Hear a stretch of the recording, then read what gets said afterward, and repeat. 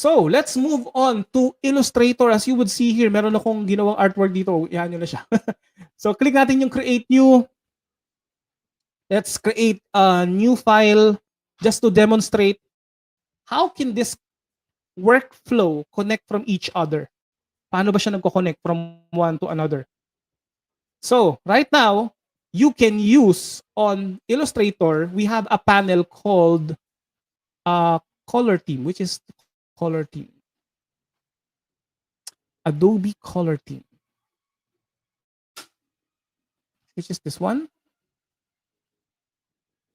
Or let's go to the Libraries panel. Libraries panel, as you would see, maglo-load lahat nung ginawa ko kanina. Yan. As you would see here, I'm just going to switch to another library that I have. Let's go to Learning Adobe Color Live Demo. And as you would see, yung ginawa ko kanina dun sa capture, nandito rin siya. Okay? Kaso nga lang, hindi pala siya supported kasi siya ay library gradient. So in my example, I'm just going to create, let's say this one, shapes. Like this one. Yan. Yan.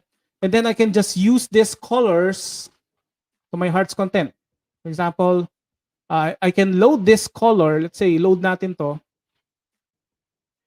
I can save this to I can move this to specific add a description. Pwede nyo gawin yan. You can also move this to your, add themes to, ayan, dito tayo. Add themes to swatches. Tingnan nyo, if I click on add theme to swatches, pag pinuntahan ko yung swatches ko, nandito silang lahat. Ulitin natin ha.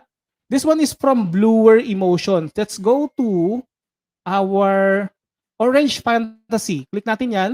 Let's click on the ellipsis. Add theme to swatches. Magdadagdag siya dito. Tingnan nyo. Doon siya lalabas. Okay? So for example, I want to use this. I can definitely use this by just click and dragging here. Here. Here. Here. And here. Ganun kadali. Okay? So hanapin naman natin kanina yung colorblind. Colorblind, this one. Colorblind safe. Let's click on that. Add to the theme. The swatches. Nandito na sila. So if I want to target this, sorry, click natin, click and drag. This one, this one, this one, this one, and this one. So this one is already colorblind safe.